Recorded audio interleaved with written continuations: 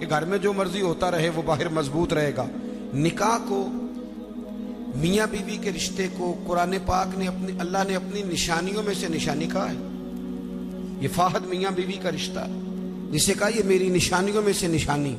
پتہ خرابی کہاں سے شروع ہوتی ہے؟ سب سے پہلے تو شادی ہوتی ہے غیر شرعی. غیر شرعی کول 10واں ہو جائے تو مولانا صاحب کو بلاؤ، نعت خاں کو بلاؤ، اور بچے کی شادی ہو تو پھر اب نہیں حضور سے پیار، اب نہیں محبت، اب کدھر گئی غلامی کہ اللہ رسول سے صرف دکھوں کا رشتہ. بلاؤ نا اب بھی بینڈ باجا، یہاں تو بینڈ باجا کل والے دن بھی منگاؤ، 10ویں پہ بھی منگاؤ. اور دکھوں کی بات آئی تو قرآن شریف شروع کرا لیا، اور جب سکھ آئے پھر آپ نے موت شروع کرا لی.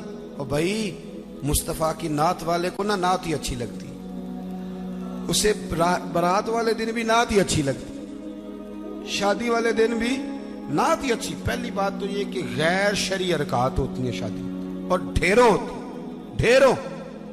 سب سے بری حرکت کون سی ہے؟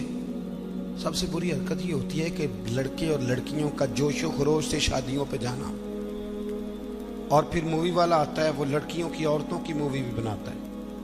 اور اب تو اللہ خیر کرے مووی کو ویسے لوگوں نے فرض کفایہ سمجھ لیا ہے. اللہ معاف کرے، ہر آدمی نے ہاتھ میں موبائل پکڑا. اتنا ضروری کام ہے یہ.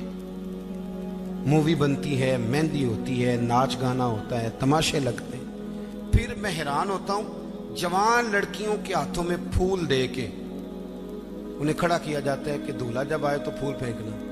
دولہے کے ساتھ بوڑھے بوڑھے لوگ ہوتے ہیں کہ جوان لڑکے ہوتے ہیں؟ بولے تو وہ پھول کیوں لڑکیاں پھینکتی ہیں؟ لڑکیاں ساری برقعے میں ہوتی ہیں، چھپے ہوئے منہ ہوتے ہیں، تو سارا خاندان تو بیوٹی پارلر سے تیار ہو کے آیا ہوتا ہے. تو آپ تو گناہ کو آواز دے رہے ہیں. پتہ ہے رسم کیسے ایجاد ہوئی؟ صاحب فتوح الشام نے لکھا ہے یہ لڑکیوں کے پھول پھینکنے کی رسم جب قادسیہ کے علاقے حضرت سعد بن ابی وقاص رضی اللہ تعالیٰ عنہ فتح کر رہے تھے، تو آپ ایک ایسے علاقے سے گزرے جس کی عمارتیں بڑی شاندار تھیں. علامہ واقدی کہتے ہیں کہ دور دور سے لوگ وہ عمارتیں دیکھنے آتے تھے کہ بھئی فن تعمیر کا شاہکار ہیں یہ چیزیں. اس ایریے سے گزرنا تھا مسلمان فوج نے، تو عیسائیوں نے اور یہودیوں نے ایک چال چلی. انہوں نے عورتوں سے کہا خوبصورت لڑکیوں سے کہ پھول پکڑ لو، اور جب فوجی گزرے تو ان کے اوپر پھول پھینکنا. اگر 2-3 جرنل بھی تم تباہ کرنے میں کامیاب ہو گئی تو مسلمانوں کو ہم زیر کر لیں گے. پھول پھینکو. چھتوں پہ چڑھ گئی، اور چھتوں کی طرف نوجوانوں نے دیکھنا ویسے ہی ہے چونکہ شاہکار ہے ہماری مناظر. حضرت سعد بن ابی وقاص رضی اللہ تعالیٰ عنہ آگے آگے تھے. سمجھ آ رہی ہے نا میری باتوں؟ آگے آگے جا رہے تھے، کمان کر رہے تھے فوج کی. جب آپ نے دیکھا عورتیں چھتوں پہ تو حضرت سعد بن ابی وقاص شرارت سمجھ گئے، سازش سمجھ گئے. لوگ زہر بھی جو ہوتا ہے نا، زہر بھی دودھ میں ڈال کے دیتے ہیں، ڈائریکٹ نہیں دیتے. انہیں پتہ ہوتا ہے کہ زہر رگوں میں کیسے اتارنا ہے. جناب سعد بن ابی وقاص آگے آگے تھے. جب دیکھا عورتیں چھتوں پہ ہیں تو فوراً بولے، گھوڑے پہ چڑھ گئے اور فوج کی طرف توجہ کر کے کہنے لگے فوجیو تمہیں پتہ ہے نا اللہ کیا فرماتا ہے؟ رب فرماتا ہے مردوں سے کہو نظریں جھکا کے رکھیں. نظریں کون بلا جی؟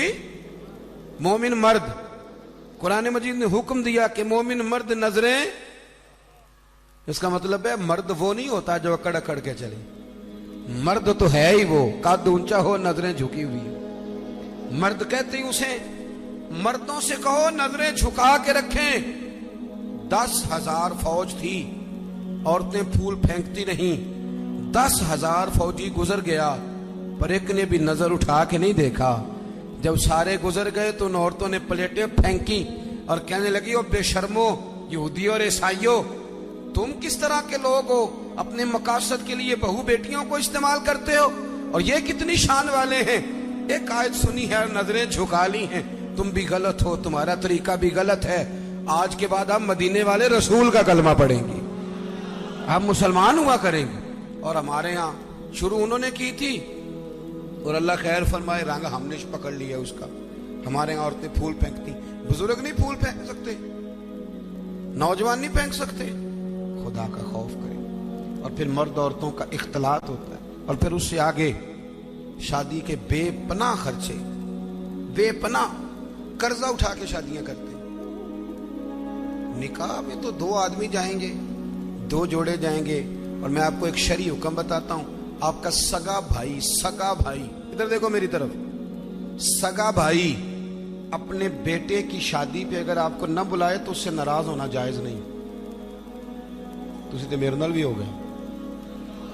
ओ भाई, सगा भाई भी अगर अपने बेटे की शादी पे न बुलाए तो उसकी मर्जी है, ना बुलाए चाहे ना बुलाए, उससे नाराज होना जायज।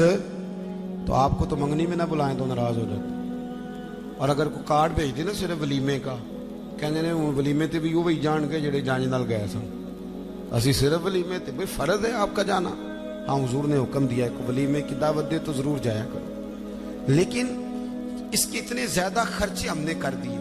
हमारे बच्चे, अब नाराज ना होना, गुनाह इसलिए आम हो गया कि हमने निकाह मुश्किल कर दिए। निकाह मुश्किल हो गया।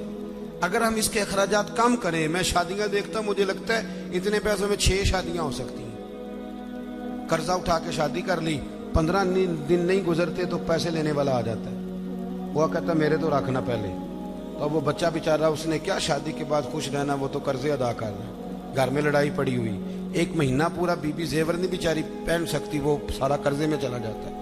गलत काम करते हैं हम। सुनो, हजरत अब्दुर्रहमान इब्ने औफ रदी अल्लाह ताला, सहाबा में सबसे अमीर आदमी, सबसे अमीर।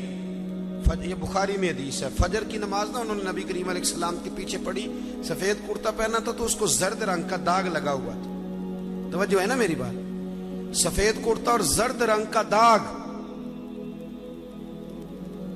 नबी पाक सल्लल्लाहु अलैहि वसल्लम ने कहा, ये अब्दुर्रहमान ये क्या है?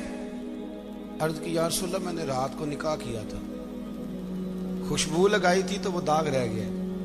हुजूर ने तो कोई उस पर इसरार नहीं किया कि यार इतने अमीर आदमी की शादी मदीने में पता ही नहीं चला, किसी को खबर ही नहीं।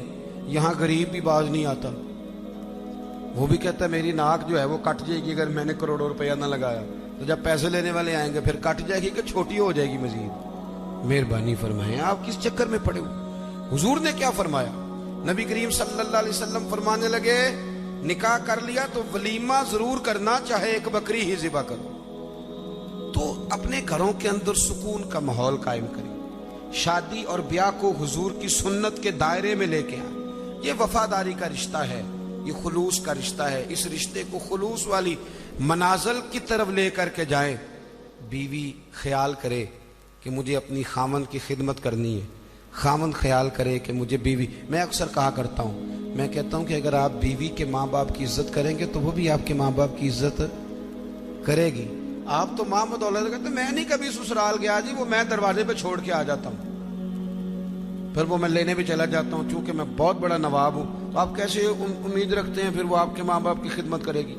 सुने, 2 बातें अर्ज करता हूँ, बात खत्म करता हूँ। सैयदा तैयबा ताहिरा हजरत खतीजतुल कुबरा रदी अल्लाह ताला।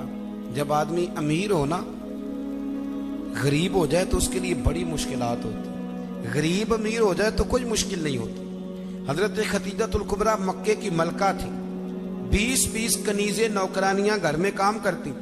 फिर सैयदा खतीजा कलमा पढ़ गई, फिर मुसलमान हुई, हुजूर से निकाह हुआ। अगरचे हुजूर ने ऐलान नबुव्वत बाद में किया, लेकिन हजरत खतीजतुल कुबरा रदी अल्लाह ताला अन्हा कहते, मैं तो उसी वक्त, ये कलमे का माना जो मैंने बयान किया यही समझ लें, मैं तो उसी वक्त ही समझ गई थी जब मेरे गुलाम ने आके बताया कि बादल के टुकड़े साया करते, दरख्त इन पे झुकते हैं। फरमाते मैं तो उसी वक्त ही महबूब की गुलामी में आ गई। निकाह हो गया, हुजूर की बारगाह में आ गई। फरमाती है मैंने ना जोहर के वक्त सारा माल हुजूर की खिदमत में दिया, 20 कनीजें गुलाम जोहर के वक्त, और असर से पहले पहले महबूब ने हर शय अल्लाह के रस्ते में तकसीम कर दी। ये वक्त भी बतौर तमसील है कि जितना जोर असर के दरमियान वक्त होता है, इतने वक्त में बांट दिया हुजूर ने सारा कुछ। इतनी अमीर बीबी और फिर वो गरीब हो जाए। हजरत खतीजा ने फिर वो वक्त भी देखा कि आपके कपड़ों को 20-20 पैबंद लगे होते थे, 20-20। पहले कभी पानी का प्याला उठ के नहीं पिया, फिर घर में झाड़ू भी देती, फिर घर के सारे काम करती। एक दिन ना मुस्नद इमाम अहमद में मौजूद है, खाना पका के ना हजरत खतीजतुल कुबरा खाना पका के बावर्ची खाने से निकली तो कपड़े सारे पेवंद से भरे हुए, पाँव मुबारक पर भी घर के काम काज की वजह से बहुत सारी चीजें लगी हुई, पैर चूम रही हैं बहुत सारी चीजें। हजरत खतीजा बावर्ची खाने से खाना पका के निकली और जब महबूब करीम के सामने रखा तो हुजूर मुस्कुराने लगे, गौर से सैयदा का चेहरा देखने लगे। या रसूल अल्लाह क्या हुआ? तो महबूब फरमाने लगे, खतीजा आपके आने से पहले जिब्रील आ गए और वो अर्ज कर रहे थे, या रसूल अल्लाह खतीजा खाना लेके आ रही है और जब वो आ जाए तो उसे उसके रब का सलाम कह दीजिएगा। अगर खातून अपने खामद की खिदमत करे, अगर वो ये ज़ौक़ बनाए, ये मिजाज। अब तस्वीर का बिल्कुल दूसरा रुख भी देखें, ये कंजुल माल में ये भी हदीस है और हदीस की रावी सैयदा आयशा सिद्दीक़ा है। बस बात खत्म करने लगा हूँ। सैयदा आयशा सिद्दीक़ा कहती हैं दोपहर को हुजूर आराम करते थे, खाने के बाद लोग मिलने नहीं आते थे, पर एक दिन ना एक बूढ़ी अम्मा आ गई। उसने जब दरवाजे के सामने आके वो बोली तो हुजूर जल्दी से उठे, खुद दरवाजा खोला, खाना खिलाया, खजूरें दी, सिरका दिया, प्यार किया, मोहब्बत फरमाई। हजरत आयशा सिद्दीक़ा रज़ी अल्लाह ताला अन्हा कहती हैं ये मैंने इनफिरादी रंग देखा, बाकी हर एक से शफकत करते थे, पर यहाँ मैंने हुजूर का अंदाज जुदागाना देखा। जब जाने लगी तो हुजूर ने ताइफ भी दिए। मेरे दिल में ख्याल आया हुजूर अब जाएंगे, रात को वापस आएंगे तो पूछूंगी कि ये अम्मा कौन है, लेकिन महबूब तो लेट गए। कहते मैं करीब गई, कदमों में बैठी, मैंने कहा या रसूलल्लाह ये कौन थी खातून, आपने बड़ा ही प्यार किया। कहती हुजूर उठ के बैठे तो आंखों में आंसू थे। मैंने कहा या रसूलल्लाह क्या हुआ? तो महबूब फरमाने लगे, आयशा ये ना मेरी पहली ज़ौजा सैयदा खतीजा की सहेली थी, ये जब हम मक्के में रहते थे तो ये आया करती थी, खतीजा खाना भी खिलाती थी, प्यार भी करती थी, तोहफे भी देती थी। आज जब ये लौट के दोबारा आई है तो खतीजा की यादें ताज़ा हो गई। मुस्तफा मुस्तफा मुस्तफा